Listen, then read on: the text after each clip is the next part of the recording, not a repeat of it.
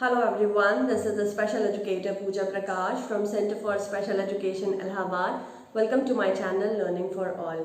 आज धनतेरस है और हिंदू मैथोलॉजी के हिसाब से अगर देखा जाए तो रिलीजियस पॉइंट ऑफ व्यू से आज के दिन का विशेष महत्व है। सेंटर पर आज का दिन किस तरीके से हम सेलिब्रेट कर रहे हैं आने वाले वीडियो में अभी आगे हम आपको यही बताएंगे।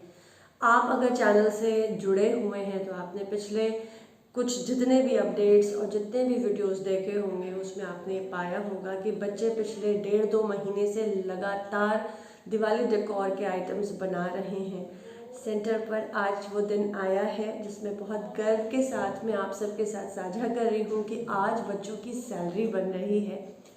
सेंटर पर जितने भी बच्चे हैं उनमें से जब बच्चों का चयन किया गया था कि वो कौन से बच्चे होंगे जो दिवाली डेकोर के आइटम्स को बनाएंगे, तो उसमें से सबसे पहले उस बच्चे को सिलेक्ट किया गया था जो बीडिंग बहुत अच्छे से कर सकता था और बीडिंग जो बहुत छोटी वाली प्लास्टिक बीड्स पर करता था, क्योंकि ये जो बीडिंग दिवाली डेकोर की होने वाली थी ये सारी मोतियों पर होने वाली थी, बीड्स पर नहीं थी।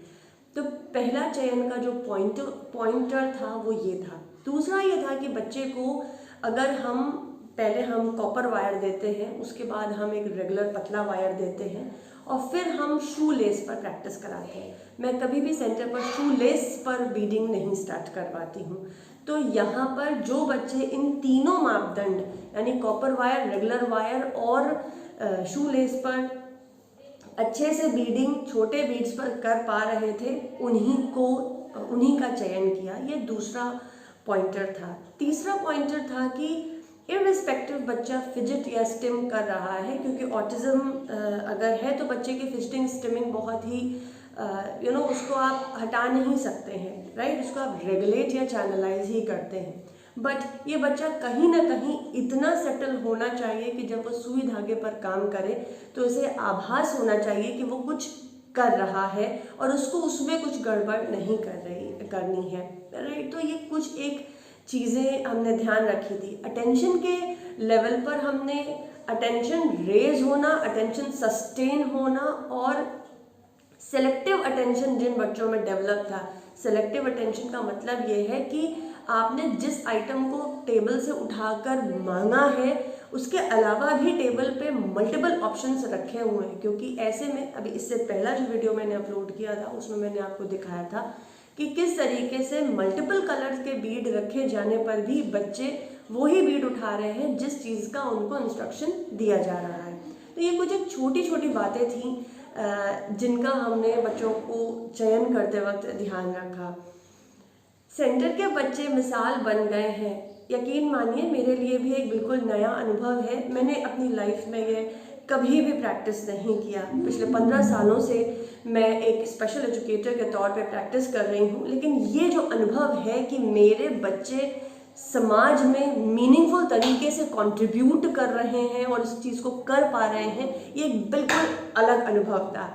आज सेंटर पर सभी बच्चों की जिन बच्चों का चयन किया गया था, जिन बच्चों ने मेजॉरिटी में काम किया है और उनकी माताओं को बुलाया गया है, बच्चों को बुलाया गया है। कुछ बच्चों को बुखार है तो 1-2 बच्चे नहीं आएंगे, पर बाकी सभी मदर्स को इनवाइट किया गया है कि आप सेंटर पर आएँ और बच्चों की सैलरी लें। मैं बहुत गर्व के साथ आपको ये विश्वास दिलाना चाहती हूँ कि आप लगे रहिए बच्चों के साथ, उनका साथ नहीं छोड़िए। उनको हमारे साथ की बहुत सख्त ज़रूरत है। मैं मान रही हूँ रास्ता मुश्किल है, दुर्गम है, कठिन है, अंधेरा बहुत है, लेकिन ऐसा नहीं है कि आपको राह नहीं मिलेगी, मंजिल नहीं मिलेगी।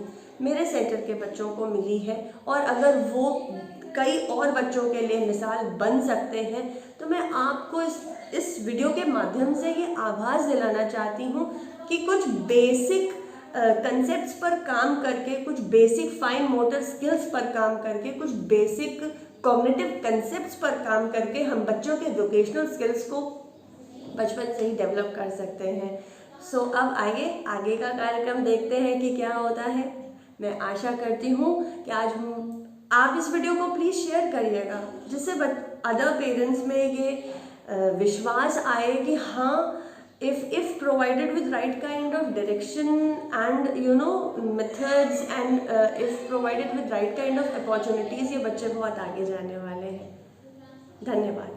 जो बहुत फाइन चीज़ें थी, जैसे आप कह रही नॉट लगाना या कुछ चीज़ें जो बच्चे अभी नहीं कर पा रहे हैं, ये लोग कर पाते अगर हम लोग ने और 1-2 साल पहले से ये किया होता। बट हाँ, ये इससे हम लोगों को एक आइडिया मिला है कि हम लोग घर पे भी, जैसे कि आपने एक वीडियो अपलोड किया था, हम लोग कुछ बच्चों को घर पे भी ट्रेन करते रह सकते हैं इसी से रिलेटेड। तो ये मैम बहुत ही अच्छा इनिशिएटिव था आपका मैम। इससे हम लोगों के अंदर ये बिलीव भी आया कि बच्चे सच में आगे चल के कुछ कर लेंगे मैम, ज़रूर कर लेंगे, हमें विश्वास रखना है। ठीक, आप बताएं कि स्पेशल एजुकेशन के साथ साथ वोकेशनल ट्रेनिंग की नींव बचपन से ही रखना कितना ज़रूरी है, आप बताएं। बहुत ज़्यादा ज़रूरी है मैम। ये तो हम लोग से मिस्टेक हो गया बहुत बड़ा कि हम लोग ने बचपन में इस चीज़ को ध्यान नहीं दिया, क्योंकि रीडिंग और राइटिंग के साथ और या एजुकेशन के साथ में बच्चे हमारे अगर स्पेशल हैं तो हम कम उम्मीद कर सकते हैं आगे क्या कर सकते हैं। लेकिन वोकेशनल ट्रेनिंग ऐसी चीज़ है कि बाद में आगे चल के ये सामान्य जीवन जीने के काबिल हो सकते हैं या जीविकोपार्जन के अपना कोई भी बिल्कुल कुछ भी कर सकते हैं, उसके योग्य हो सकते हैं। इसके क्या बात है, क्या बात है। नहीं, रियली में ये बहुत बड़ी बात है, बहुत बड़ी बात है। आपको क्या लगता है कि स्पेशल एजुकेशन के साथ साथ इस तरीके का जो प्रशिक्षण होता है वोकेशनल ट्रेनिंग का, वोकेशनल एजुकेशन का, वो कितना ज़रूरी है बच्चों के लिए? मैम बहुत ज़रूरी है। हम लोग तो नहीं कर पाए, लेकिन इनके लिए अब हमको इनको सिखाना है, इनको अपने पैर पे खड़ा करना है। तो इनके लिए मुझे अब अपने आप को सीखना है और फिर इनको सिखाना है, क्योंकि मैं ये सब नहीं करेंगे। उस दिन मैंने दिवाली पे स्कूल में इनके मैम ने बोला कि कुछ बना के दीजिए, तो मैंने दिवाली पे खुद से बनाया था। मैंने कभी भी नहीं बनाया ये चीज़, लेकिन जो उस दिन मैंने बनाया तो मुझे लगा कि अब मैं भी बना सकती हूँ और इनको सिखा सकती हूँ, ये स्टैंड हो सकता है अपने जीवन में, ये बहुत कुछ कर सकती हैं। उस दिन मैं जब बनाई तो मैंने सबको पिक भेजा, सब लोग कहे बहुत अच्छा है, बहुत अच्छा है, तुम बहुत अच्छा बनाई हो, अब यहाँ पे आना तो बनाना। तो मैंने कहा ठीक है, मैं आऊँगी तो बनाऊँ। मम्मी मेरी देखी गई, तुम तो बहुत अच्छा बनाई हो। यानू ऐसे, यानू भी बहुत अच्छा बनाती है, अपने सेंटर पे देखती हूँ मैं सब स्टेटस, सब माला जितना यानू बनाती है, जितना वीडियो पोस्ट करते हो, सब मैं सबको भेजती हूँ कि यानू इतना सब कुछ अब कर ले रही है और आगे चल के और सब कुछ करेगी। मैं इसको इस काबिल अब बनाऊँगी। कहीं ना कहीं इसका मतलब ये है कि बच्चे को प्रशिक्षित करने के लिए माँ का प्रशिक्षित होना बहुत ज़रूरी है। हम आप बताइए, युसरा का स्पेशल एजुकेशन के साथ साथ, युसरा बहुत प्यारी लग रही है, गब्बू मेरा आई लव यू। आज और प्यारी लग रही है। हाँ, आपको क्या लगता है कि वोकेशनल ट्रेनिंग कितनी ज़रूरी है आगे स्वावलंबी बनने के लिए? मैम बहुत ज़रूरी है। बच्चों में एक कॉन्फिडेंस लेवल डेवलप होता है, उसके साथ साथ माँ बाप में एक कॉन्फिडेंस लेवल डेवलप होता है। बच्चे आगे चल के सेल्फ डिपेंड बनते हैं। अगर बचपन से ही इस सब की तैयारी शुरू कर दी जाती है तो आगे चल के फिर दिक्कत नहीं होती है, बच्चों में एक कॉन्फिडेंस लेवल डेवलप हो जाता है। तो इसलिए सेल्फ डिपेंड होना बहुत ज़रूरी है। इस सब के साथ साथ सेल्फ डिपेंड होना बहुत ज़्यादा ज़रूरी। इनकी जो है वीडियोज़ है वो मैं घर में शेयर करती हूँ, सब लोग बहुत ज़्यादा खुश होते हैं, अरे युसरा ये सब करने लगे, क्योंकि ये सब पहले नहीं था इनके अंदर। तो बहुत ज़्यादा युसरा कितना स्माइल कर रही है, उनकी तारीफ हो रही है। डाउन हो जाता था, बहुत ज़्यादा टेंशन बना रहता था घर में। तो मगर अब जब ये सब इतना कर ले रही है तो सब लोग बहुत ज़्यादा खुश हैं कि युसरा में अब चेंजेस आ रहे हैं, युसरा आगे कर लेगी, युसरा आगे बढ़ सकती है। बिल्कुल बढ़ सकती है, अनडाउटेडली बढ़ सकती हैं। Very good, very very.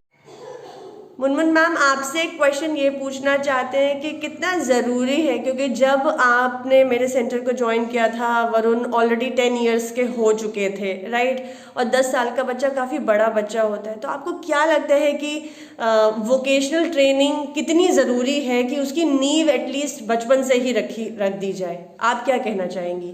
Ma'am मैं ये कहना चाहूँगी कि वरुण जब यहाँ पे आया था तो उसके पास बहुत कम नाउन्स थे और उसकी अंडरस्टैंडिंग लेवल भी बहुत कम थी। हम जब भी उसे कुछ कहते थे, कोई भी इंस्ट्रक्शन देते थे तो वो हार्डली उसे फॉलो करता था, 2 बार 3 बार निगलेक्ट ही करता था। लेकिन अब यहाँ पे जब से मैं आ रही हूँ और मैम के साथ, आपके साथ जुड़ी हूँ, तो अब उसकी अंडरस्टैंडिंग काफ़ी डेवलप हो गई है।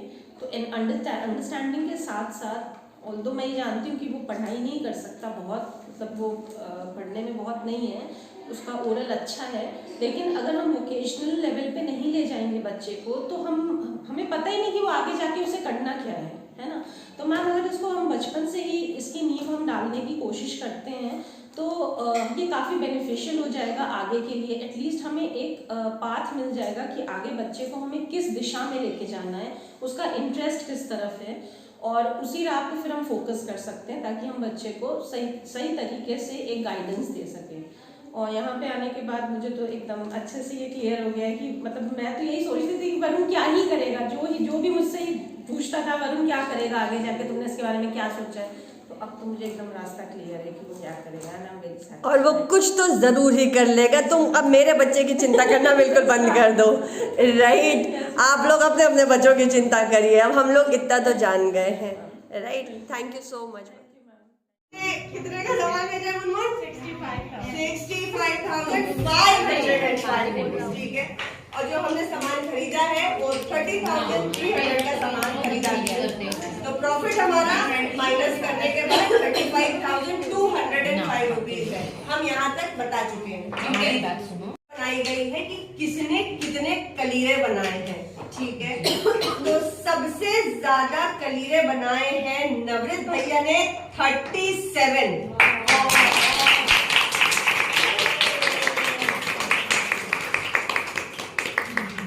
और नवरित भैया की जो सैलरी बनी है वो है 10,730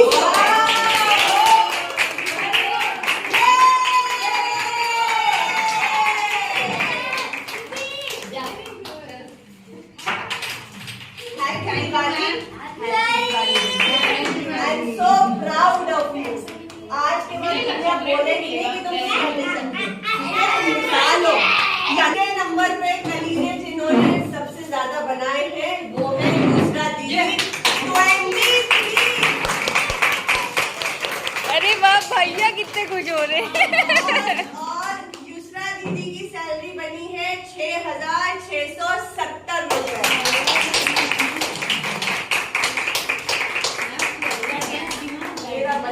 I am so proud of you. ये मैंने यहाँ लिखा है। We are proud of you. तुम किसी से कम नहीं हो युसरा। ओके। तीसरे नंबर पे तो भैया बिटिया रानी बैठी हुई है। तीसरे नंबर पे यानो दीदी ने 20 कलीरे बनाए हैं। और यानो दीदी की सैलरी बनी है 5,800 रुपए। I'm so proud of you. बैठो। चौथे नंबर पे हमारे हम सबके फेवरेट वरुण भैया 15 कलीरे।